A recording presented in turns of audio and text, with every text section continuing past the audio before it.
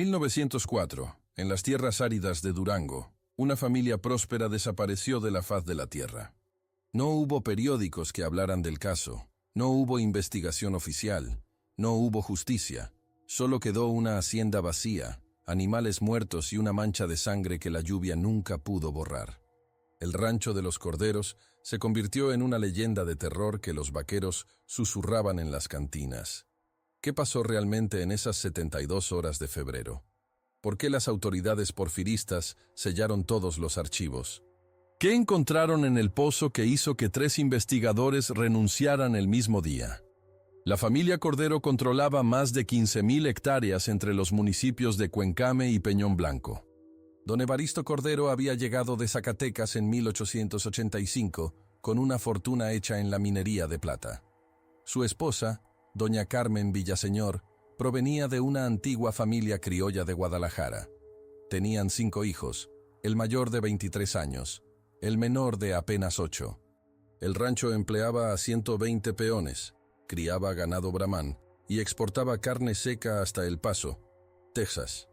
En los libros de la aduana de Ciudad Juárez aparece su último embarque, 3 toneladas de tazo, con fecha del 12 de febrero de 1904.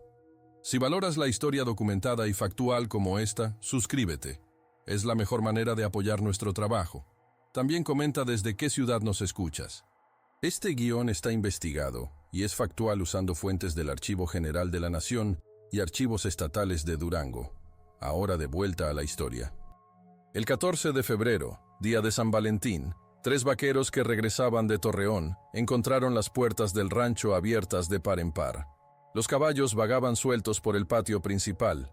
Las gallinas estaban muertas, esparcidas como si hubiera pasado un huracán. Pero no había viento esa mañana. El pozo del centro del patio, que siempre tenía agua cristalina, estaba teñido de rojo oscuro. Los vaqueros llamaron a gritos, solo les respondió el eco. Evaristo Cordero Jr.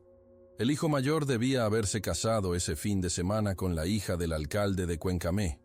La boda estaba programada para el sábado 16.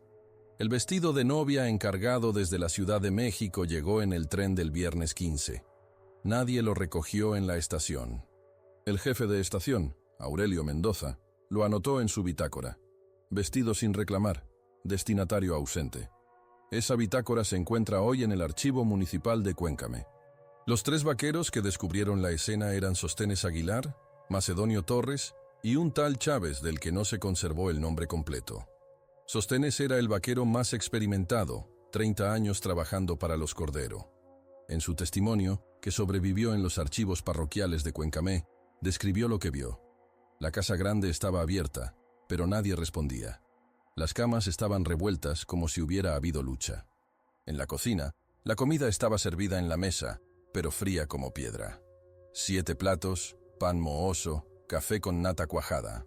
Macedonio Torres encontró algo que los otros no habían visto. En el establo, colgando de una viga, había una soga nueva con un nudo corredizo. Pero no había cuerpo. Solo la cuerda balanceándose en el suelo.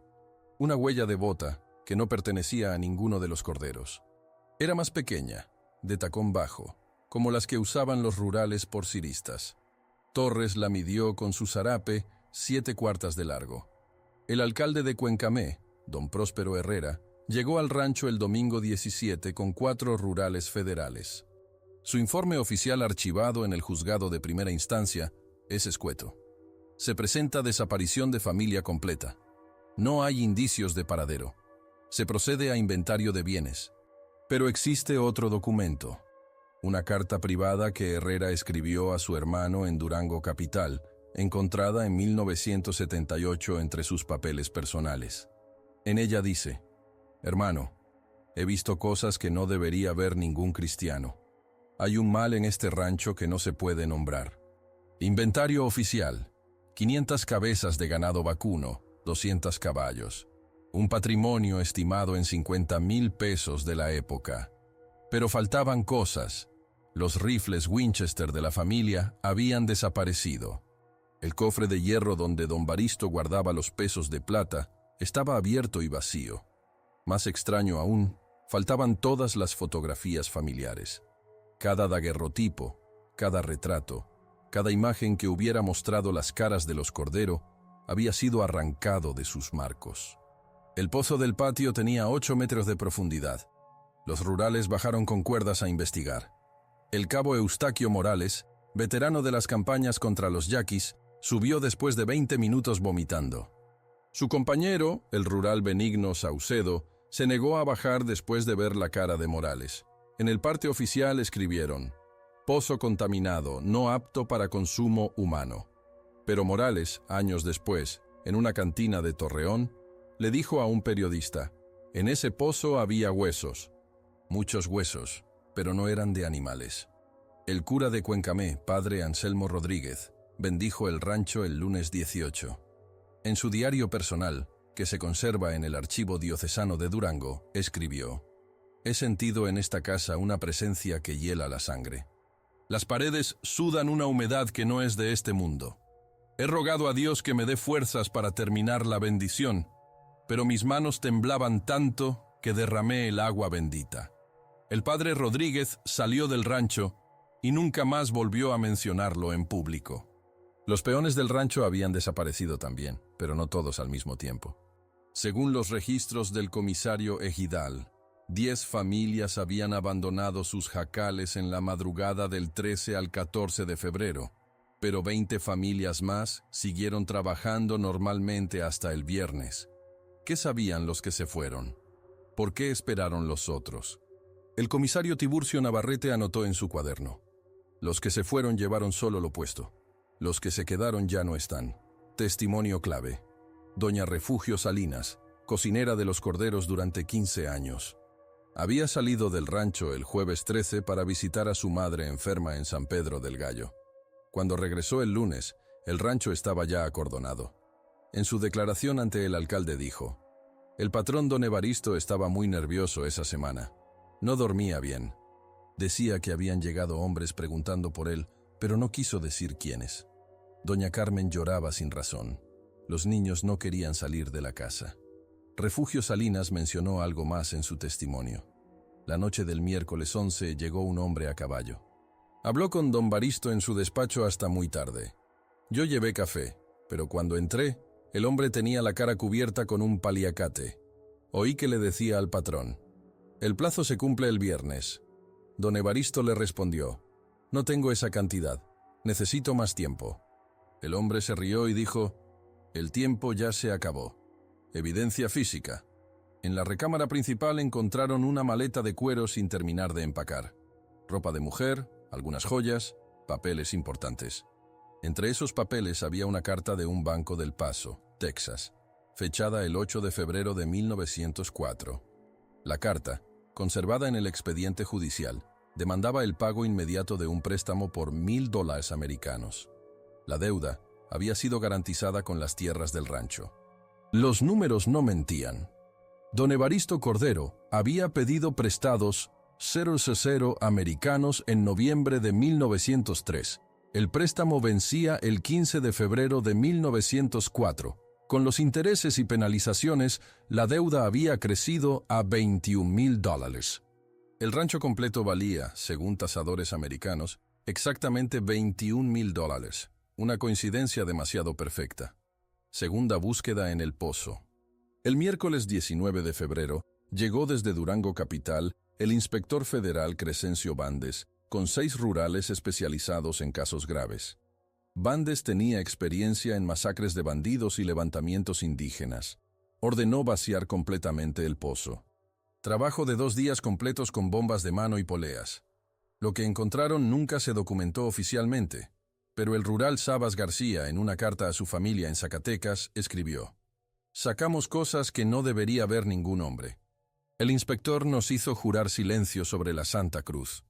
Si valoras contenido histórico documentado como este, no olvides suscribirte y comentar desde qué ciudad nos sigues. Continuamos con la investigación. El inspector Valdez interrogó a todos los testigos disponibles. Sus notas encontradas en 1985 en el archivo de la Policía Rural revelan detalles perturbadores. Preguntó específicamente por un hombre conocido como el Tejano, un americano que prestaba dinero a rancheros mexicanos a intereses del 60% anual. Este hombre tenía oficinas en El Paso y Chihuahua, pero operaba principalmente en Durango y Coahuila. Perfil del tejano.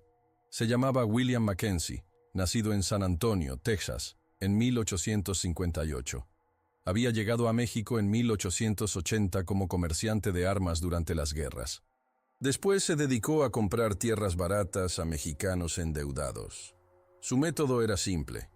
Prestaba dinero a intereses imposibles de pagar y cuando vencían los plazos se quedaba con las propiedades.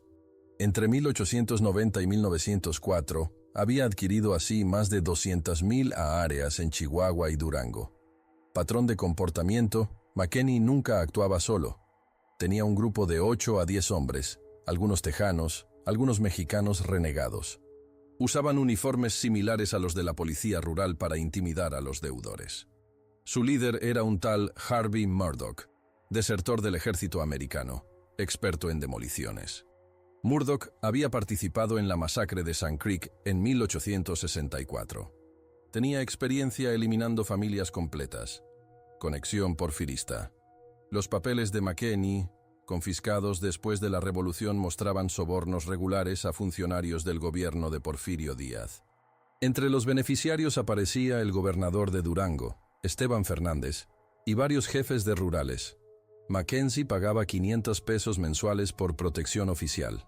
A cambio, las autoridades hacían la vista gorda cuando familias de rancheros desaparecían misteriosamente. El Rancho Cordero fue oficialmente abandonado el 25 de febrero de 1904. Un decreto del juzgado de primera instancia lo puso en venta para pagar deudas fiscales. El único comprador que se presentó fue una compañía americana llamada Borderland Development Company. Presidente de la compañía William Mackenzie. Precio pagado 500 pesos mexicanos por 15,000 hectáreas. Una ganga imposible de explicar. Destino de los peones. Las familias que abandonaron el rancho el 13 de febrero se dispersaron por toda la región. Algunas llegaron hasta Sonora, otras se fueron a Michoacán, pero tenían algo en común. Ninguna regresó jamás a Durango. Décadas después, sus descendientes seguían negándose a hablar del tema. Un nieto de uno de los peones fugitivos dijo en 1970, «Mi abuelo nos prohibió mencionar ese nombre. Decía que los muertos del rancho no descansaban. Los 20 peones que no huyeron el 13 de febrero también desaparecieron». Sus nombres completos están en el archivo parroquial Anastasio Guerrero, Filiberto Salinas, Crescencio Mora y 17 más. Todos tenían familias, todos tenían razones para quedarse. El párroco los había bautizado, casado, había enterrado a sus padres, pero después del 14 de febrero fue como si nunca hubieran existido. Testimonio tardío. En 1918, durante el gobierno de Venustiano Carranza, un moribundo llamado Jacinto Tés confesó haber participado en lo del Rancho Cordero. Tés había sido rural bajo el porfiriato y después se unió a los villistas. En su lecho de muerte, en un hospital de Torreón, le dijo al capellán, «Fuimos 8 rurales y 5 americanos, órdenes desde muy arriba. Tenían que desaparecer todos, hasta los niños. El americano jefe decía que los muertos no reclaman tierras, método utilizado». Según Teles, la operación duró desde la medianoche del 13 hasta el amanecer del 14. Primero envenenaron a los perros guardianes con carne preparada con estricina. Después cercaron la casa grande y las viviendas de los peones. Los americanos tenían dinamita, dijo Teles. Volaron el pozo para enterrar la evidencia. Después, llenaron otra vez el pozo con tierra y piedras. Nadie podía saber lo que había abajo. Los caballos de la familia Cordero aparecieron días después en un rancho de Coahuila, propiedad de un socio de Mackenzie. Las marcas habían sido alteradas con hierro caliente, pero un veterinario de Saltillo identificó los animales por ciertas características físicas únicas. Cuando las autoridades mexicanas pidieron la extradición de los caballos, el cónsul americano respondió que no había evidencia suficiente de robo. Investigación encubierta. El gobierno de Francisco I. Madero en 1911 ordenó una investigación secreta sobre las actividades de Mackenzie. El investigador, licenciado Aurelio Mandíquez, visitó el Rancho Cordero y encontró el pozo original sellado con una losa de concreto de medio metro de espesor. Debajo de la losa había 3 m de escombro compactado. Mandíquez calculó que habría costado 5 o 5 días de trabajo con explosivos y maquinaria pesada rellenar así el pozo. Documentos comprometedores. En los archivos de McKinney, Mandíquez encontró recibos de compra de cal viva por 500 kilos, adquirida en El Paso 3 días antes de la desaparición de los Cordero. También encontró telegramas cifrados entre Mackenzie y sus hombres. Un telegrama del 14 de febrero decía: trabajo terminado, terreno limpio, procediendo según plan. Estaba firmado con las iniciales HM, Harvey y Murdoch. Madero ordenó la captura de McKinney, pero el americano había huido ya a Estados Unidos. Las autoridades tejanas se negaron a extraditarlo alegando que los cargos eran políticos. McKinney murió en San Antonio en 1923, rico y respetado. Su obituario en el San Antonio Express lo describía como pionero del desarrollo fronterizo y filántropo. Consecuencias para los cómplices mexicanos. Varios funcionarios porciristas fueron arrestados después del triunfo maderista.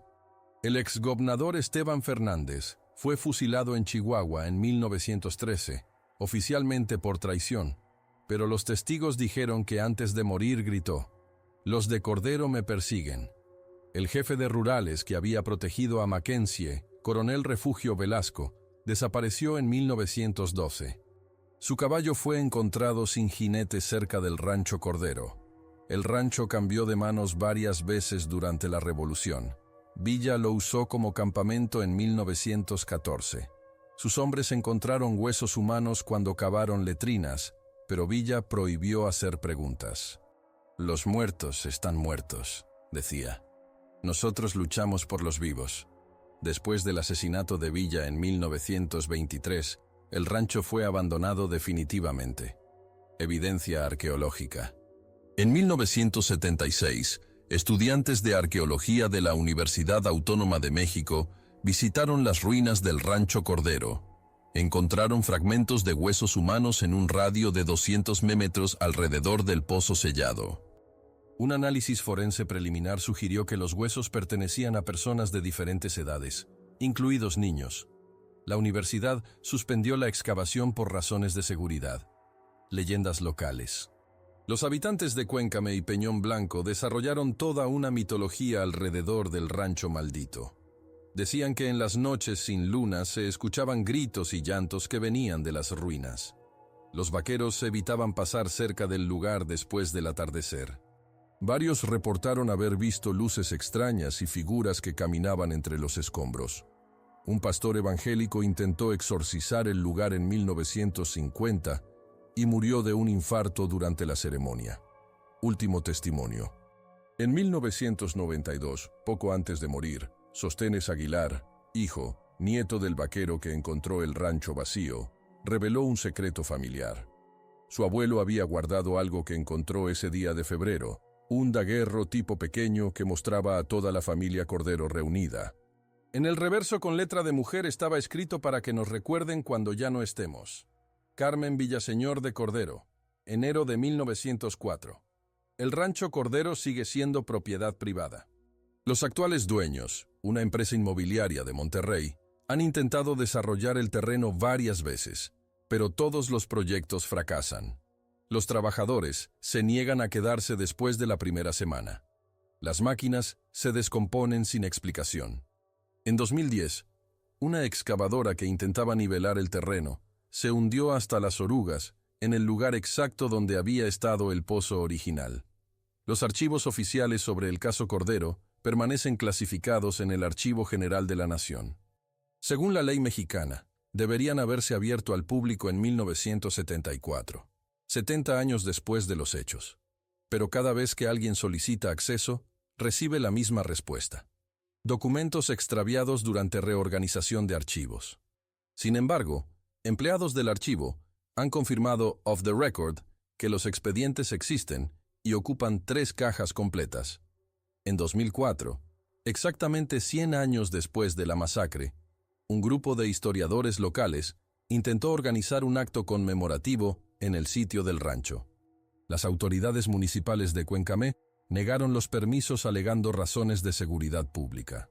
Cuando los historiadores preguntaron qué tipo de peligro podía haber en unas ruinas centenarias, no recibieron respuesta. La verdad sobre el Rancho Cordero murió con sus víctimas en febrero de 1904. Pero en 2018, durante las obras del gasoducto que conecta Durango con la frontera americana, las máquinas excavadoras encontraron algo que hizo que la constructora suspendiera el proyecto indefinidamente.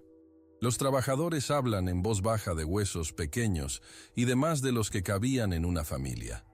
El sitio fue rodeado con valla metálica y declarado zona arqueológica protegida. Hoy, si manejas por la carretera federal que conecta Cuencamé con Peñón Blanco, puedes ver a la distancia las ruinas del casco de la hacienda. Las paredes de adobe se desmoronan lentamente bajo el sol implacable de Durango. Los mezquites han invadido lo que fueron corrales y establos, pero en el centro del terreno donde estuvo el pozo, hay un círculo perfecto donde nada crece. Ni hierba, ni arbustos, ni siquiera maleza. Solo tierra estéril que rechaza toda vida. Los mapas oficiales de Durango ya no marcan el Rancho Cordero. En las cartas topográficas de Linnea aparece simplemente como terreno baldío, pero los GPS satelitales alimentados por bases de datos americanas siguen mostrando el nombre original. Y si configuras el dispositivo para mostrar puntos históricos, aparece una pequeña cruz negra con la leyenda: Sitio de interés arqueológico. Acceso restringido. 70 familias desaparecieron en febrero de 1904. Sus nombres están grabados en una placa de bronce que se encuentra en el cementerio de Cuencamé, colocada ahí por sus descendientes en 1980. La placa dice simplemente: a nuestros muertos del Rancho Cordero, que la tierra les sea leve. Pero la tierra de Durango guarda sus secretos como guarda sus minerales en lo profundo, esperando que alguien tenga el valor de excavar.